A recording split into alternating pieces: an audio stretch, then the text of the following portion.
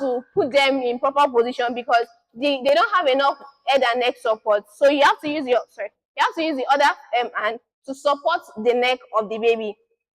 Another method is the football and clutch method, which in my opinion, is one of the favorite method for mothers because you have to make breastfeeding fun for them. So when the method is all about the direction of the baby is underneath your armpits.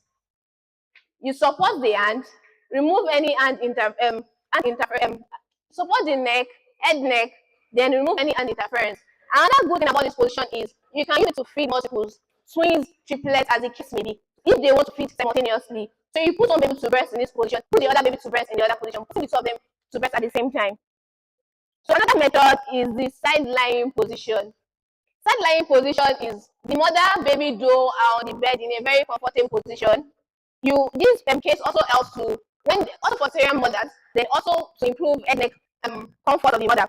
So this is also best for night feeds. Instead of you part of our wages, maybe there is some infant formula that you won't feed in the night. You might just try to baby to sleep like that hungry because for you to stand up in the night to mix formula, to warm water and things like that. But the night feeding, just put your baby to breast and continue to breastfeed. So another method is saddle method. You can use it. Mothers that is not their first day or second baby usually use this if they are experienced enough, but it's not encouraged in older babies. Because when they breastfeed to 2 years, and you tell me your baby is too hyperactive, it's just so else, don't want to breastfeed and things like that. When you put your baby over your hips or your stomach like this, put the baby to breast. The baby will, these, especially older babies, you can also use it in neonatal. That's if you are quite experienced enough. So you can use it for both. Then correct, like well, we're going to latching. This is quite important in the sense that if you don't latch well, you don't know how to latch properly. But you say you position, but your baby not properly latched. Your baby will not breastfeed excessively. You will not breastfeed well, and this might discontinue your progress of breastfeeding for your baby, which you do not want to happen. So what to look out for when you say your baby is properly attached or is latching well? There's also the rooting reflex. That is when you take the areola of the breast and use it to rub, position it to the nose level of the baby. The baby has to rub the upper lip of the baby. Even if it's just your finger you are using, the baby tends to open into her mouth wilder. This is what we call rooting reflex. You rub the top lip of the baby or even the bottom lip, but most usually the top lip, so the baby will open the mouth very well. Then the next one is sucking reflex. When the baby's mouth is very well open, it is easier for you to put the breast to the mouth. I did not say the nipple, I said the breast to the mouth. So in this case, the areola, the dark part of the breast, the nipple, and part of the skin of the breast is inside the mouth, touching the palate of the baby. As I said before, I did not say nipple, I said breast of the mouth. So the nipple, the areola part of the breast is entering the mouth of the baby and touching the palate. That's what we call sucking reflex. When this part of the breast touches the palate of the baby then uses the palate of the upper mouth and the tongue to suck.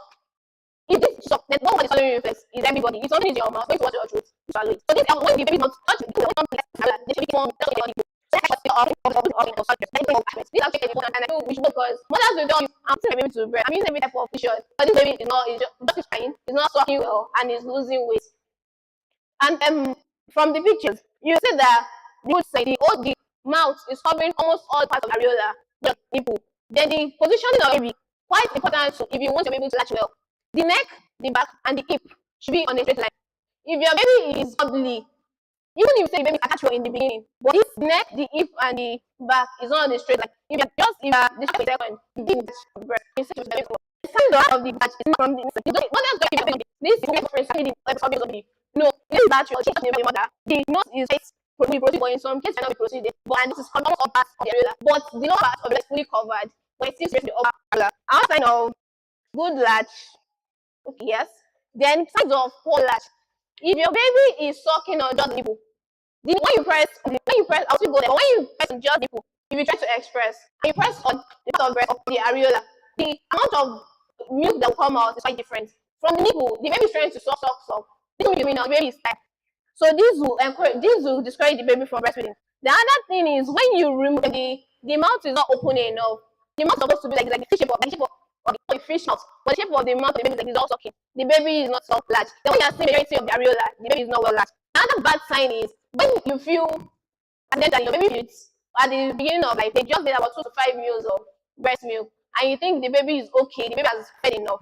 Then you remove the nip from the mouth of your baby, and you see that the shape of your nipple when you start breastfeeding is the edge of the nipple is leveled. Then you bring out your baby and you see that the edge of the nipple is pointed. Your baby has been sucking on the nipple, not the areola and the breast as a whole. So that's bad of them, that's a bad latch. So in case if you see this in mothers, or when you encourage mothers that when they see this, so that the next latching process they will know what to do. The another sign of bad latch is when your baby is sucking, you do not have to see dimpling of the cheeks. The baby is sucking up, the cheeks are still round. You hear sound when the baby is well latched or when the baby is not well latched. When you now see the dimpling of the cheeks, the baby is not sucking well.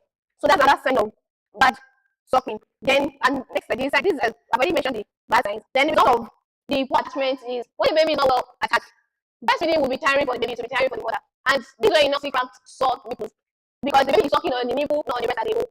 So another thing that mothers experience is engorgement of the breast. The baby is along the line after the first few weeks of breast. The baby should be at the feet can take up to 25 meals, 20 meals. But what the baby is getting about 10, 15, the baby is getting the baby you are forced to try this. Another thing that would then breastfeeding counseling skills that were expected to that will encourage healthcare workers to know. The course I'm going to show you that centers of health workers empowering mothers because you need the also participants and still be able to breastfeed their babies well. These skills are we're expected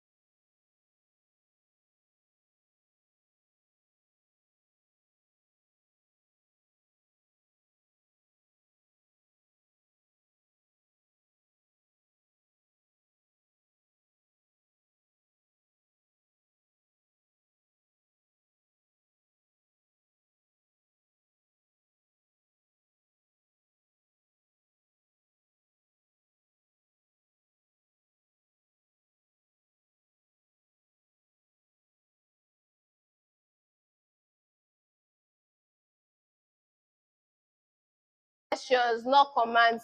Both of child door and the health workers should come hand in hand and seek solutions to the problems or problem that the mother is facing. Then how to assess a breastfeeding session. To assess a breastfeeding session is to observe the mother. You're observing the mother, you're observing the baby, you're observing the attachment, the positioning, and the suckling of the baby. So that those are 6 very important things that you are assessing. The mother, how is the mother seated? Therefore, especially legs. Another thing for mothers is for babies, are they attached well? Is the baby attached on just the areola or just the nipple? Then for breast, the shape of the nipple of the breast, as I've said before, whether it's flat or imparted. Then when you assess the breast too, you know that the mothers might not even know that they started having cracked nipple. For mothers that might not be attentive enough. But when you are able to assess this, you're able to recognize this and help the mother out. Then the positioning of the baby, attachment to the lip, then suckling. I've said the sound the baby is making, the dimpling of the lips, the how much of the areola is showing, the chin of the baby to the breast, and so on. And there's a guide format that we usually use. WHO, UNICEF recommended that when you're assessing a baby mother door, when you tick most of what is, and this is usually advised that you do not tick it when you are talking to the mother, but you tick it when you are assessing the breastfeeding session of the mother baby door, because when the mother is talking to you and you are ticking, your attention is somewhere else. So you might have issues with counseling. But when you are assessing the breastfeeding session and if you tick most of the options on the right, that means breastfeeding session is going well. But if you tick most of those on the left, if you are looking at the guide and you tick most of the one on your left, the breastfeeding session is going well.